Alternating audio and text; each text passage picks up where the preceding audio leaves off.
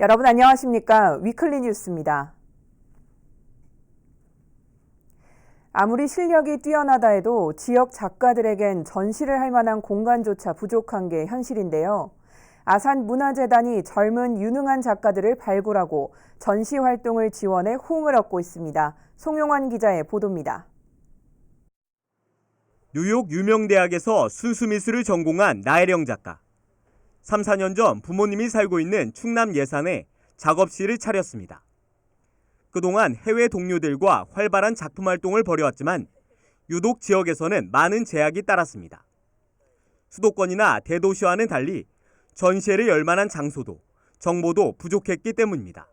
그런 정보 같은 게 좀 부족한 것 같아요. 그래서 관심은 있어도 어떻게 할 줄 모르니까 그냥 뭐 서울이라든지 아예 다른 지역으로 가시는 경우들이 있는 것 같아서. 나 작가와 같은 신진 작가들에게 지난 봄 반가운 소식이 들려왔습니다. 아산문화재단이 도내 20, 30대 작가들을 대상으로 전시장과 홍보물 제작 등을 지원해주는 공모 사업을 마련한 겁니다. 문화예술을 하는 신진 작가분들이 많으세요. 그런데 그분들이 자기의 어떤 예술 활동이나 예술원을 펼칠 방법이 없잖아요. 그래서 재단에서 그런 분들이 얻었던 그런 기회를 갖기 위해서 신진 작가 공모전을 갖게 되었습니다.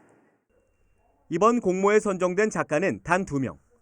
당당히 이름을 올린 나혜령 작가는 지난 17일부터 인비트윈이라는 주제로 전시를 열고 있습니다. 다음 달 3일부터는 천안 출신 한효니 작가의 초대전이 이어집니다. 지역의 젊은 작가들에겐 흔치 않은 일. 나혜령 작가는 앞으로도 이런 기회가 더 많아지길 기대하고 있습니다. 앞으로 이런 기회가 저뿐만 아니라 다른 신진 작가분들 되게 많으신 걸로 알고 있는데 그분들에게도 좀 열린 공간이 되고 좀 많은 기회가 되었으면 좋겠다는 생각이 들어요. 네. 티브로드 뉴스 송용환입니다. 정부가 제시한 새로운 복지 모델인 지역사회 통합 돌봄 서비스가 천안에서 시작됩니다.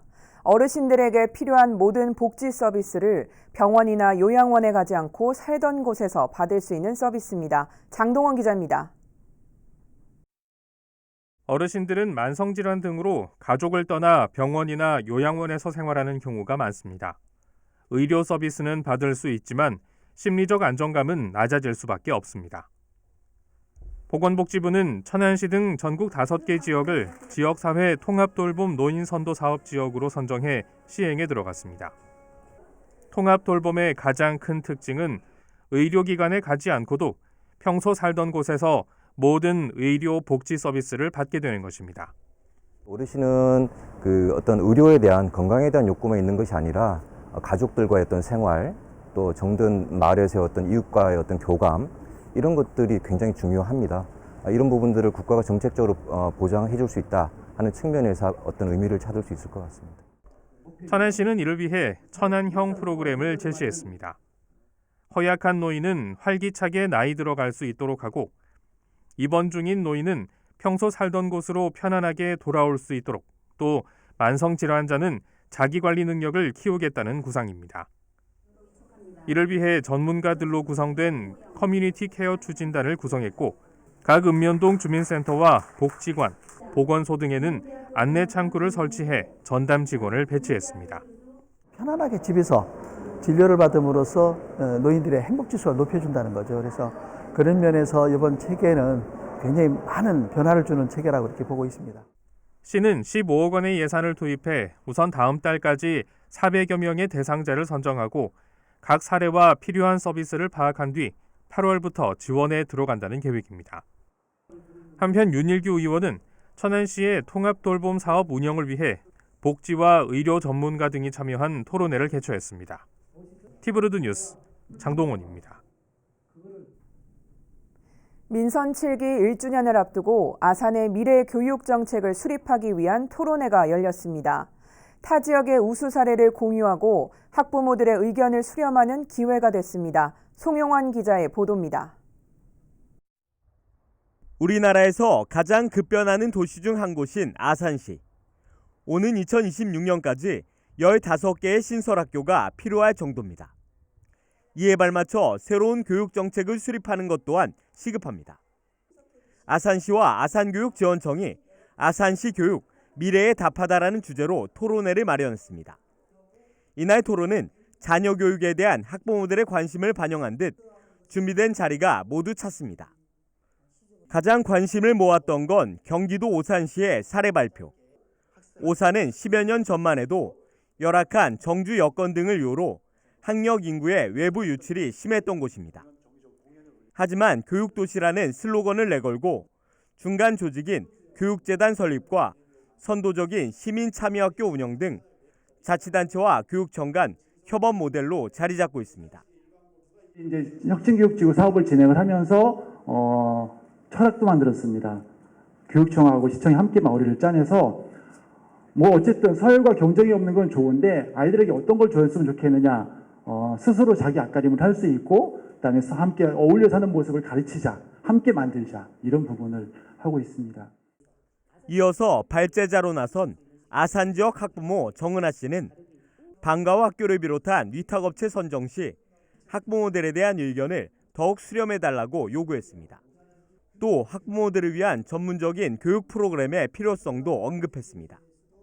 어디에다 보여주기 위해서 머릿수 채우기가 아니라 내년에도 그 다음에도 우리 학부모들이 연계성 있는 연계과정 있는 교육의 질을 높은 양성 과정이 저희 학부모들에도 필요합니다. 이 밖에도 2시간 동안 진행된 이날 토론에선 미래 교육의 방향과 지역 교육 분야 현황에 대한 발표가 이어졌습니다. 주최 측은 이날 토론에서 발표된 내용을 토대로 오는 27일 아산 교육 비전을 선포할 예정입니다. 티브로드 뉴스 송용환입니다.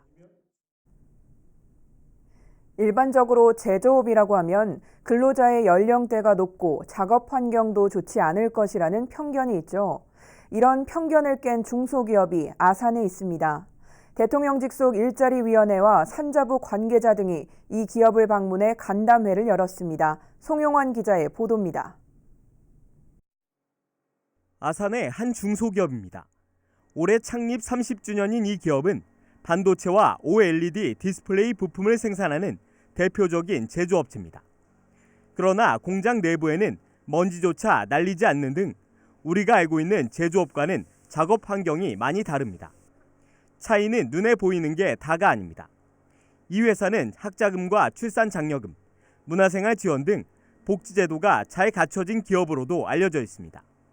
첫째, 둘째 출산 시에는 100만 원의 출산장려금, 셋째는 1,000만 원의 지원금을 지원했는데 지금까지 셋째를 출산해서 1,000만 원을 받은 직원은 2명입니다.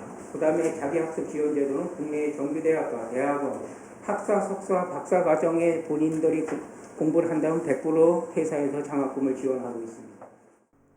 이렇다 보니 청년 취업자들도 늘고 있습니다. 전체 근로자 147명 중 70% 이상이 20, 30대입니다. 충남 도민도 80%나 됩니다.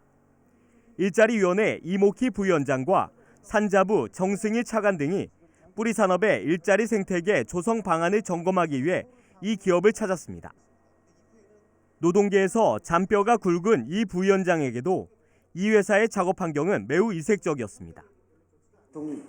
청년들이 뿌리산업 공장 하면 작업 환경에 대해서 여러 가지 걱정들을 많이 하는데 전혀 그렇지 않다라는 걸 제가 참 보는 기쁨을 제가 누리고 왔습니다.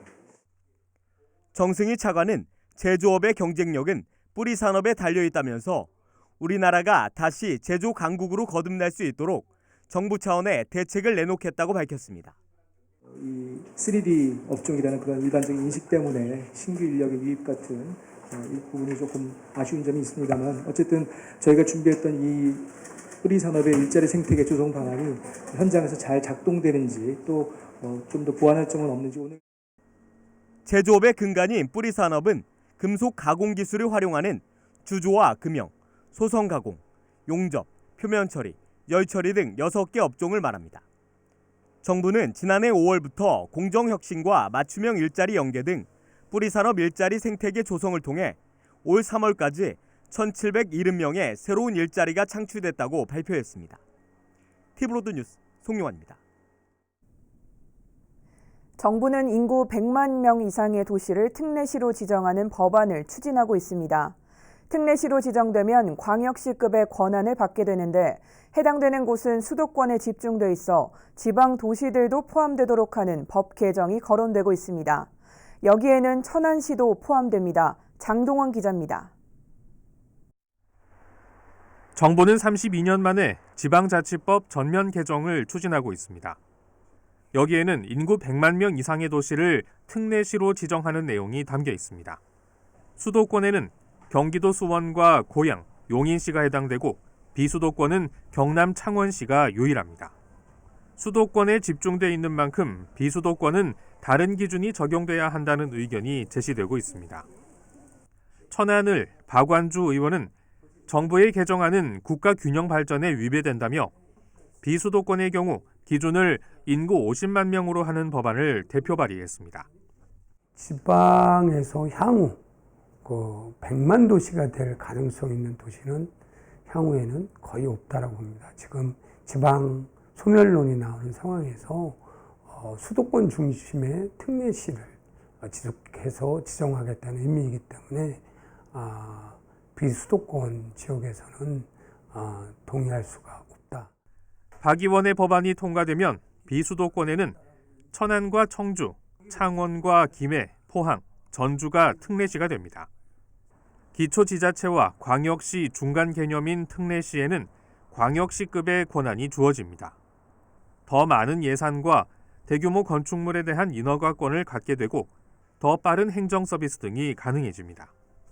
도를 거쳐서 심의를 받아야 된다든지 이런 것들이 이제 일정 부분은 저희한테 직접 권한이 넘어오기 때문에 업무의 신속성, 주민들에 대한 민원 서비스의 그 질의 향상 이런 것들을 갖고 있다고 보고 있습니다. 그래서 특례시가 됐을 때 저희 그 시는 많은 그런 이점이 저희한테 있다고 보고 있습니다. 특례시 기준을 확대하는 개정안은 천안 지역 의원을 비롯해 14명의 의원이 공동 발의에 참여했습니다. 티브루드 뉴스 장동원입니다.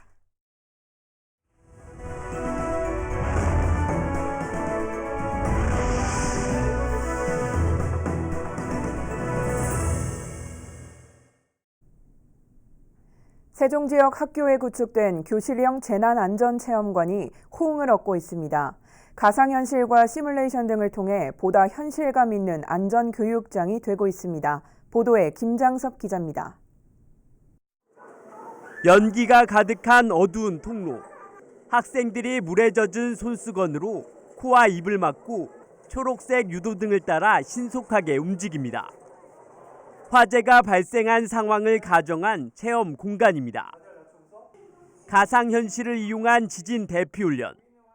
머리를 보호할 물건 뭐가 있을까? 다 같이. 가방이 있다. 우리 가방 한번 눌러볼게. 지진이 발생한 순간부터 일어날 수 있는 돌발 상황까지 올바른 대처법을 알려줍니다. 실제로는 체험해볼 수 없으니까 가상으로도 실제처럼 체험해보니까 신기하기도 하고 재미있었어요. 학교 안에서 실전 같은 재난 안전 교육을 진행할 수 있는 안전체험관이 호응을 얻고 있습니다. 각종 재난 유형별 안전 교육부터 심폐소생술까지 교육부에서 지정한 7대 안전 교육을 직접 배울 수 있습니다. 최신식 VR 교육 장비와 시뮬레이션 프로그램을 통해 현실감을 높였습니다. 현재 세종 지역에 설치된 교실형 안전교육 체험관은 모두 4곳으로 올해 안에 4곳이 추가로 구축될 예정입니다. 그다음에 아이들이 이제 실제 그 체험할 수 없는 것들을 가상 체험을 하기 위해서 VR을 설치해가지고 다른 학교에 비해서 그런 간접 체험을 더 많이 할 수 있는 장점이 좀 있습니다. 가까운 곳에서 쉽게 재난안전 교육을 받을 수 있게 되면서 학생들의 대응 능력도 커지고 있습니다. 심폐소생술이나 그런 거 할 때 힘이 들긴 했지만 가족이나 소중한 사람이 쓰러지면은 나중에 배운 대로 열심히 심폐소생술 하겠다고 생각했어요. 티브로드 뉴스 김장섭입니다. 올해 정부 예산에 국회 세종의사당 설계비가 반영돼 현재 기본 구상에 관한 연구 용역이 진행 중인데요.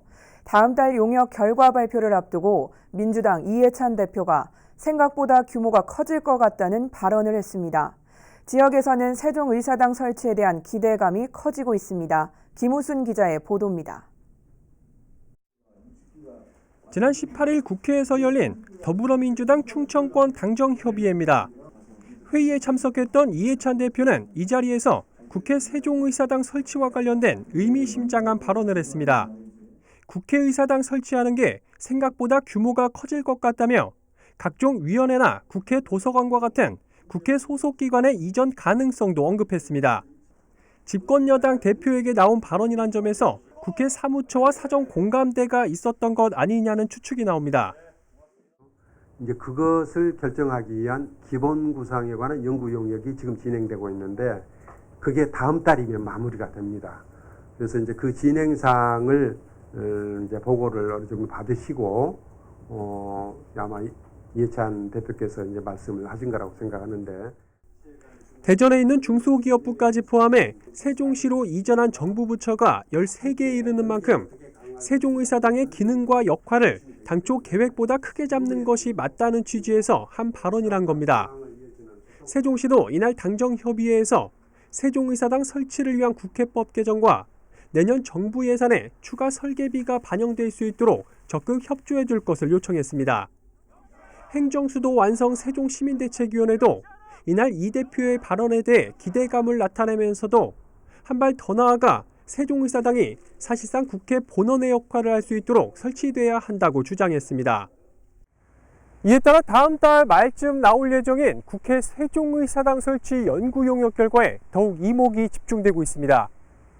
티브로드 뉴스 김우순입니다.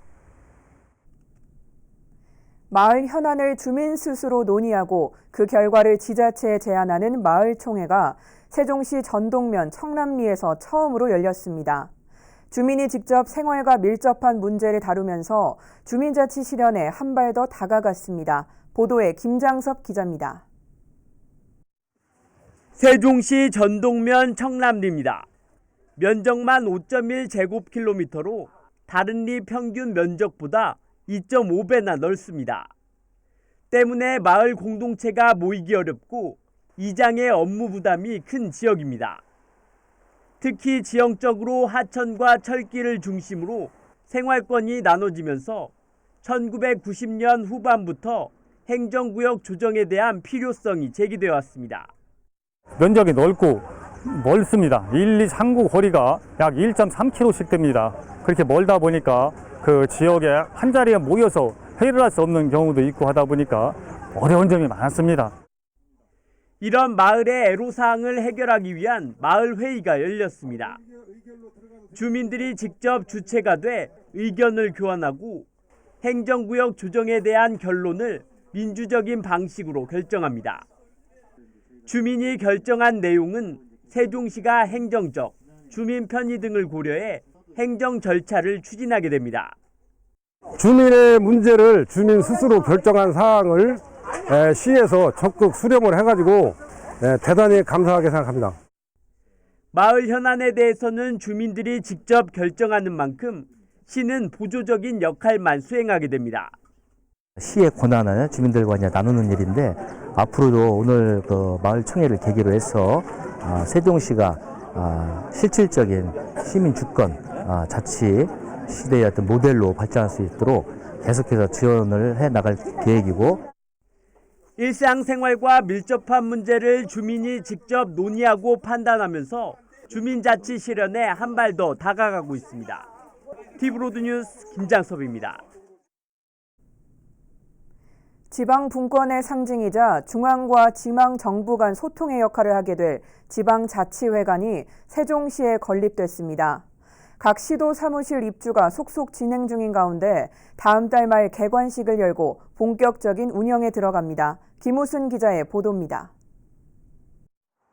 세종시 어진동 일원에 건립된 지방자치회관입니다. 전국 시도지사 협의회가 출연한 50억 원을 포함해 모두 264억 원의 사업비를 들여 착공 1년 4개월 만인 지난 4월 22일 준공됐습니다. 전체 5층 중 1층과 2층은 편의시설과 회의실 등이 배치됐고 3층부터 5층까지는 시도협의회와 자치단체 사무실이 들어섭니다. 18일 현재 부산과 경기 등 9개 시도와 복권기금협의회 등 10개 사무실이 입주했고 다음 달까지 추가로 10개 사무실이 입주하게 됩니다. 특히 종전까지 별도의 세종 사무소를 두지 않았던 충남도 역시 지난달 말 사무실 설치를 마친 가운데 오는 20일 개소식을 열고 대정부 업무에 들어갈 예정입니다. 정부 예산 확보라든지 그다음에 도정의 주요 현안 추진을 위해서 도와 시군의 어떤 스마트워크 기능이라든지 우리 충남도의 대외 협력 기능의 전초기지로서의 역할을 다할 계획입니다. 세종시는 16개 시도 사무실 입주가 마무리되는 다음 달 24일 지방자치회관 개관식을 열고 지방분권 상징도시 세종시의 위상을 대내외에 알릴 예정입니다. 지방자치회관은 중앙과 지방 간, 지방과 지방 간의 소통을 위해서 만들어진 지방자치회관입니다. 지방자치회관이 앞으로 잘 운영이 될 수 있도록 적극 지원할 수 하도록 하겠습니다. 국가 균형 발전의 상징인 세종시의 지방자치회관이 건립 운영됨에 따라 실질적 행정 수도로서의 위상이 한층 강화될 걸로 보입니다. 티브로드 뉴스 김우순입니다. 세종시 합강 캠핑장의 체육 편의시설이 대폭 확충됩니다. 세종시는 올해 8억 원의 예산을 투입해 오토사이트 13개 면과 주차장 24개 면을 새로 설치했으며 화장실 2곳과 샤워시설 2곳 등 편의시설을 확충했다고 밝혔습니다. 또 내년 상반기 준공을 목표로 어린이 물놀이 시설도 설치할 예정이라고 덧붙였습니다. 한편 지난 2013년 개장 당시 연간 13,000명이었던 이용객이 지난해에는 10만 명을 돌파하는 등 전국적인 캠핑 명소로 자리 잡았습니다. 이상으로 뉴스를 마칩니다. 시청해주신 여러분 고맙습니다.